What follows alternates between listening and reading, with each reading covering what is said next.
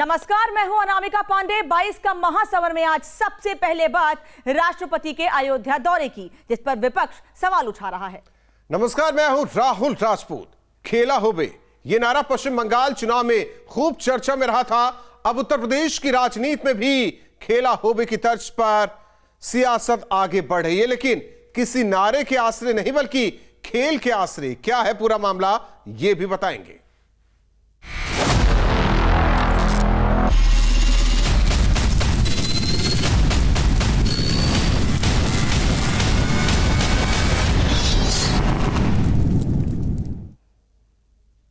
उत्तर प्रदेश के दौरे के चौथे दिन राष्ट्रपति अयोध्या पहुंचे। रामलला, हनुमानगढ़ी में दर्शन किए, कई परियोजनाओं का लोकार्पण शिलान्यास किया। लेकिन राष्ट्रपति के इस दौरे पर विपक्ष के बयानों ने सियासत को हवा दे दी है। दरअसल विपक्ष का आरोप है बीजेपी राष्ट्रपति के आसरे राजनीतिक एजेंडा सेट कर रही है।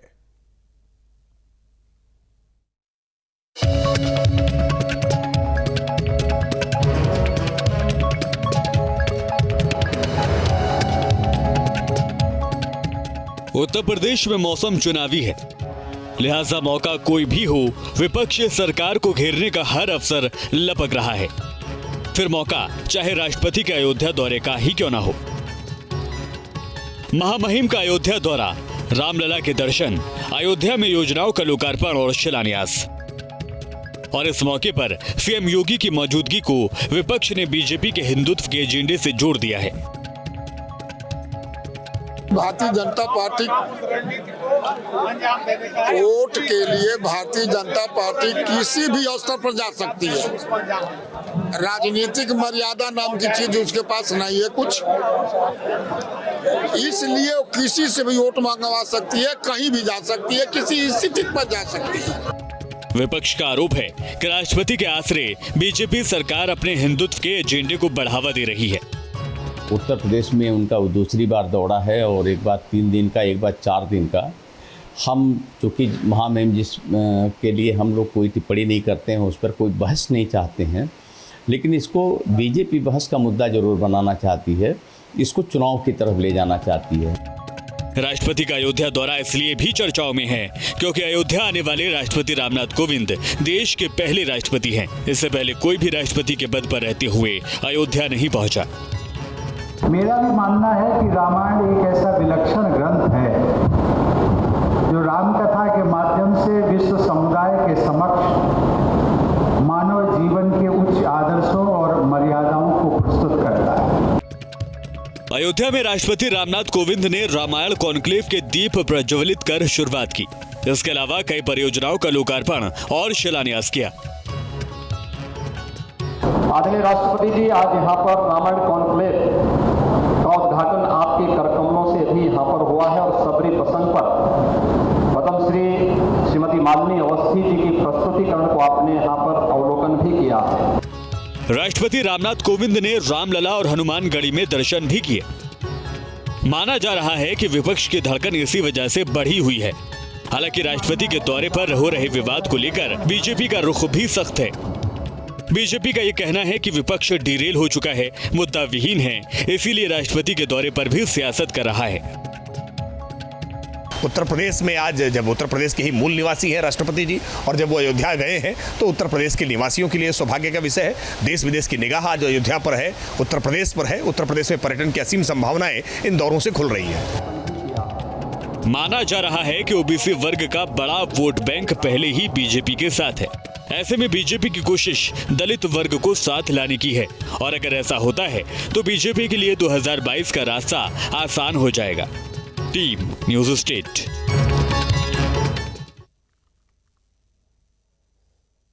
अब सवाल यह है कि क्या यूपी में भी खेला हो बे। सवाल इसलिए क्योंकि खेल दिवस पर समाजवादी पार्टी ने खिलाड़ी घेरा कार्यक्रम का आयोजन किया। इस मौके पर समाजवादी पार्टी ने सरकार पर 4.5 साल में खेलों के विकास और सुविधाओं के लिए कोई कदम न उठाने का आरोप लगाया है। मौका खेल दिवस का है, लेकिन 2022 में होने वाले चुनाव को लेकर उफान मार रही सियासत ने इस मौके को भी सियासी बना दिया। उत्तर प्रदेश में मुख्य विपक्षी दल समाजवादी पार्टी ने खिलाड़ी घेरा कार्यक्रम का आयोजन किया। कार्यक्रम में तमाम खिलाड़ियों को न सिर्फ सम्मानित किया गया, बल्कि समाजवादी पार्टी ने खिलाड़ियों की समस्या और खेलों के विकास को लेकर की गई व्यवस्थाओं के आश्रय सरकार को घेरा भी। जिस तरह से उत्तर प्रदेश की सरकार लगातार खिलाड़ियों का उपेक्षा कर रही है, समाजवादी पार्टी आज सरकार को एक संदेश देना चाहती है कि आज उत्तर प्रदेश के अंदर खेल को अगर प्रोत्साहन मिलता तो आपकी ओलंपिक में उत्तर प्रदेश की भी एक अहम भूमिका हुई होती। मगर उत्तर प्रदेश की सरकार पिछले 5 साल की जो ख़त्म होने वाली है, वो सरकार ने खिलाड़ियों की लगातार उपेक्षा किया। समाजवादी पार्टी के इस कार्यक्रम में खिलाड़ियों ने सरकार से व्यवस्थाओं को दुरुस्त करने की मांग की। समाजवादी पार्टी का आरोप है कि बीते 4.5 साल में बीजेपी सरकार ने खिलाड़ियों और खेलों के विकास के लिए कुछ नहीं किया। प्रतिभावान खिलाड़ी हैं, इस सरकार ने जो उनके खिलाफ षड्यंत्र रचा है, जिस प्रकार का षड्यंत्र रचा है कि उनके लिए अभाव की स्थिति आ गई है, उनका कोई सम्मान नहीं हो रहा है, यहाँ तक कि खेल नीति पे भी कोई कार्य नहीं किया गया। इसलिए आज जो कानपुर की जान कहा जाता है ऐसा ग्रीन पार्क, इसके सामने आकर हम सब लोगों ने यहाँ पे आके खिलाड़ी घेरा कार्यक्रम किया। यहाँ पे बहुत सारे खिलाड़ी आए थे, यहाँ पे तैराक बहुत थे, ताइक्वांडो के थे और क्रिकेटर भी थे, उन सबको हमने आज सम्मान दिया है। वहीं समाजवादी पार्टी के इस कार्यक्रम को बीजेपी ने पूरी तरह से फ्लॉप करार दिया है। देखिए, समाजवादी पार्टी के पास न खेल है न खिलाड़ी हैं। समाजवादी पार्टी झूठ बोलती है, समाजवादी पार्टी लोगों को भ्रमित करती है और उनका खिलाड़ी घेरा का कार्यक्रम फ्लॉप रहा। पिछले दिनों साइकिल यात्रा का कार्यक्रम फ्लॉप रहा और अखिलेश यादव हाशिए पे। गौरतलब है कि बीजेपी सरकार ने ओलंपिक खिलाड़ियों को सम्मानित करने के लिए कार्यक्रम का आयोजन किया था। समाजवादी पार्टी की ओर से आयोजित इस कार्यक्रम को उसका जवाब माना जा रहा है। ध्यानचंद की जयंती पर आज समाजवादी पार्टी पूरे प्रदेश में खिलाड़ी घेरा कार्यक्रम को आयोजित कर रही है। मकसद है खिलाड़ियों की दर्द को उठाना और साल 2022 में सत्ता की चाबी हथियाना। लेकिन बीजेपी ने इस कार्यक्रम को पूरी तरह से फ्लॉप करार दिया है। वहीं कांग्रेस का कहना है कि अगर समाजवादी पार्टी खिलाड़ी घेरा की जगह सरकार को घेरने का काम करती तो आज प्रदेश में स्थिति कुछ और होती। वीडियो जर्नलिस्ट प्रतिबोध के साथ दीपक श्रीवास्तव, न्यूज स्टेट गोरखपुर। और सूबे की सियासत में इन दिनों शिवपाल यादव और उनकी पार्टी पीएसपीएल के समाजवादी पार्टी में विलय होने की सुगबुगाहट सुनाई देने लगी है। इस सवाल पर बीजेपी ने जहां तंज कसा, वहीं एसपी का कहना है कि यह परिवार का मामला है। बेहद संवेदनशील और निजी परिवार का मामला है और उस पर मैं व्यक्तिगत रूप से एक प्रवक्ता के नाते मेरे पास कोई ऐसी जानकारी नहीं है। ये सवाल माननीय राष्ट्रीय अध्यक्ष जी से पूछा गया था और बहुत ही शालीनता से उन्होंने कहा कि हम बिल्कुल परिवार के साथ हैं, हम सम्मान करते हैं, लेकिन अभी विलय के लिए उन्होंने कोई ऐसी बात नहीं कही है। हाँ, गठबंधन की बात अवश्य कही है उन्होंने। फिर प्रयास कर रहे हैं कि तमाम अपराधियों को अपने साथ जोड़ लें और ऐसे में अपने पुराने बिछड़े हुए चाचा को अगर जोड़ने की कोशिश करते हैं तो ये उनका परिवार तो ठीक हो पाएगा, लेकिन पार्टी ठीक नहीं हो पाएगी। क्योंकि अब उत्तर प्रदेश जाति जमात की राजनीति से आगे हट करके, अपराध की राजनीति से आगे हट करके अब विकास के मार्ग पर चल पड़ा है। अब योगी आदित्यनाथ जी फिर मुख्यमंत्री बनेंगे। अखिलेश जी का ये सपना रह जाएगा, चाहे वो चाचा भतीजे सब साथ आ जाए। इस बीच राजनीति एक और चीज पर हो रही है, वो है पूर्व मुख्यमंत्री कल्याण सिंह को श्रद्धांजलि देने को लेकर बीजेपी 31 अगस्त को बड़े स्तर पर कार्यक्रम करने जा रही है। बीजेपी राज्य के सभी जिलों में श्रद्धांजलि सभाओं का आयोजन करेगी। बीजेपी के इस कार्यक्रम पर विपक्ष सवाल भी उठा रहा है। आरोप है कि वोट बैंक के लिए बीजेपी पूर्व मुख्यमंत्री के नाम का इस्तेमाल कर रही है, कल्याण सिंह के आश्रय अपना फायदा ढूंढ रही है।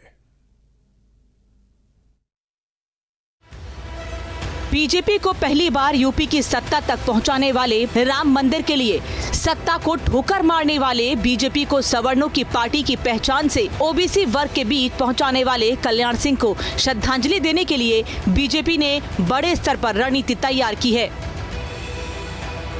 बीजेपी 31 अगस्त को सभी जिलों में श्रद्धांजलि सभा करने जा रही है। संगठन स्तर पर गठित 1918 मंडलों में श्रद्धांजलि सभाओं का आयोजन होगा। साफ है, कल्याण सिंह को श्रद्धांजलि देने के लिए 1918 सभाओं का आयोजन होगा। बीजेपी का तर्क है कि कल्याण सिंह का जनता और कार्यकर्ताओं से सीधा जुड़ाव था। उनके निधन से दुखी हर व्यक्ति और कार्यकर्ता उन्हें श्रद्धा सुमन अर्पित करना चाहता है।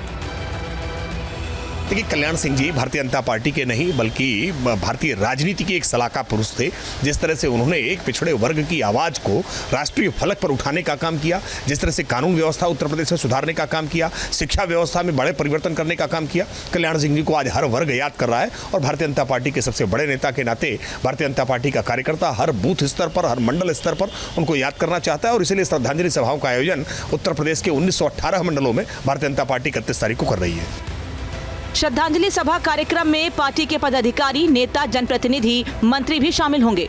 बीजेपी के इस कार्यक्रम पर विपक्ष ने ऐतराज जताया है। तर्क है कि बीजेपी पूर्व मुख्यमंत्री कल्याण सिंह का सम्मान नहीं कर रही, बल्कि उनके नाम पर माहौल तैयार करने की कोशिश कर रही है। मेरे पास पूरा साक्ष्य है कि 28 जून 2021 तक राम मनोहर लोहिया अस्पताल के 6वें फ्लोर पर स्वर्गीय कल्याण सिंह भर्ती थे। उनके 4 सुरक्षा कर्मियों के सिवा उस अस्पताल में एक भी व्यक्ति देखने को नहीं गया। जब थे तो उनका कितना सम्मान हुआ, उस समाज का कितना सम्मान हुआ, पूरे देश ने, उत्तर प्रदेश ने देखा है। पूर्व मुख्यमंत्री कल्याण सिंह का बीते 21 अगस्त को निधन हो गया था। 23 अगस्त को उनका अंतिम संस्कार बुलंदशहर के नरौरा में किया गया था। कल्याण सिंह की अस्थियों को नरौरा में गंगा में विसर्जित किया गया है, जबकि 2 अस्थि कलश को वाराणसी और अयोध्या में विसर्जित किया जाएगा। सूत्रों के मुताबिक 1 सितंबर को कल्याण सिंह की मातृभूमि अतरौली में होने वाले अरिष्ट कार्यक्रम में कई दिग्गज पहुंच सकते हैं। Team news state.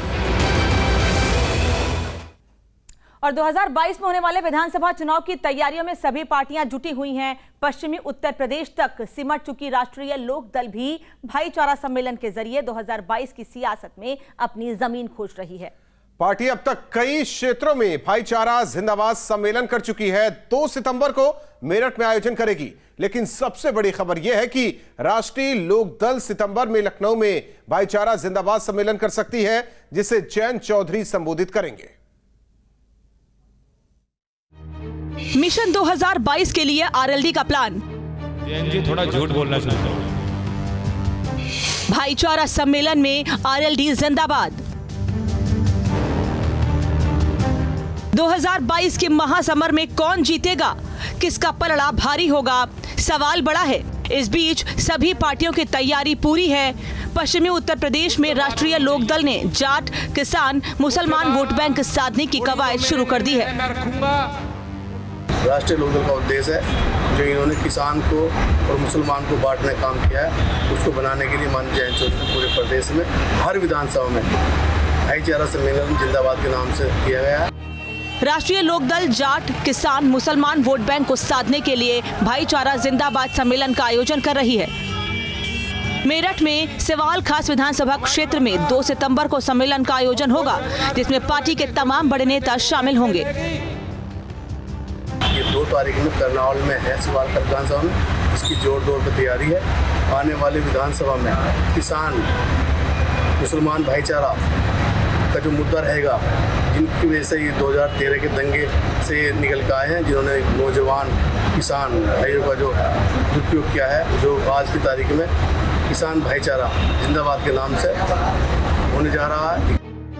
जानकारी के मुताबिक राष्ट्रीय लोकदल के अध्यक्ष जयंत चौधरी सितंबर के महीने में लखनऊ में भी भाईचारा जिंदाबाद सम्मेलन कर मुस्लिम, जाट, यादव और दलित वोट बैंक को साधने की कवायद को हवा दे सकते हैं। उन्होंने संबोधित किया है। किसान परिवार से आते हैं, विरासत उनकी बड़ी है और निश्चित तौर से उत्तर प्रदेश में 100 दिन चुनाव को रह गए हैं। इसलिए आरएलडी अगर इस तरह के कार्यक्रम लेकर जाती है तो राजनीतिक रूप से हमारे गठबंधन को बहुत लाभ होगा और ये गठबंधन अप्रत्याशित रूप से 350 से ज्यादा सीटें जीतकर उत्तर प्रदेश में सरकार बनाने जा रहा है। राष्ट्रीय लोकदल तो अपने अस्तित्व के लिए संघर्ष कर रहा है। चौधरी चरण सिंह जी की विरासत का दावा करने वाले चौधरी अजीत सिंह के कार्यकाल में ही राष्ट्रीय लोकदल केवल पश्चिमी उत्तर प्रदेश के कुछ जिलों में सिमट गया था, और अब तो वो अपने जो इसको गढ़ कहा करते थे, अपने उन क्षेत्रों में भी बुरी तरह से उनकी पराजय हुई है। अस्तित्व के लिए संकट है। वो कोई भी भाईचारा सम्मेलन करे, पहले बेहतर है अपने सांगठनिक ढांचे को खड़ा करें, अपनी इकाइयों को ठीक करें और मुद्दों की समझ ठीक करें। आरएलडी जातीय समीकरणों के आसरे 2022 के महासमर में अपनी उपस्थिति दर्ज कराने की कोशिश में है। हालांकि इसमें उसे सफलता कितनी मिलती है, बड़ा सवाल है। Team news state.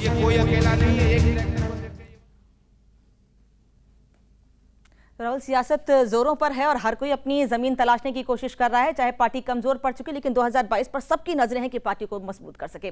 बढ़ते आगे, यूपी सरकार मदरसों को हर साल आर्थिक मदद के रूप में एक मोटी रकम आवंटित करती है। सरकार ने मदरसों को डिटेल मदरसा शिक्षा परिषद पोर्टल में अनिवार्य रूप से अपलोड करने का आदेश दिया था, लेकिन प्रदेश के लगभग 5000 मदरसों ने यूपी में 5000 मदरसे बंद।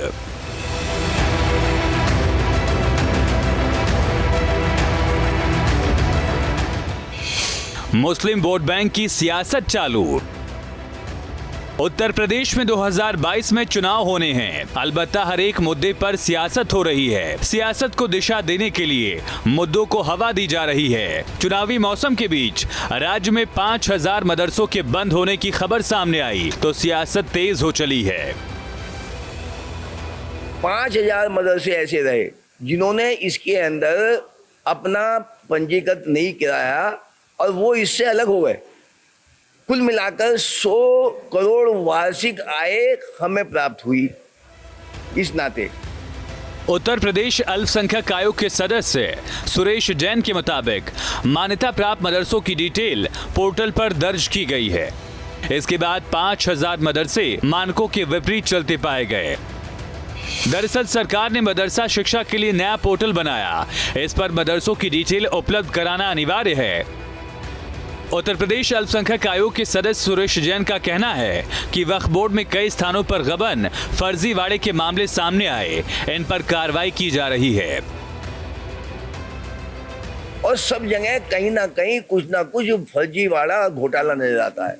अभी ताजा उदाहरण है, कल यहाँ पर 10 के खिलाफ सतपाल जी के शिकायत पर जो कंकर खेड़ा में आता है, वहाँ पर ईदगाह पर जो भूमि और उसकी दुकानें थी उसको जबरन वहाँ पर फर्जी तरीके से उसको हथियाया जा रहा था।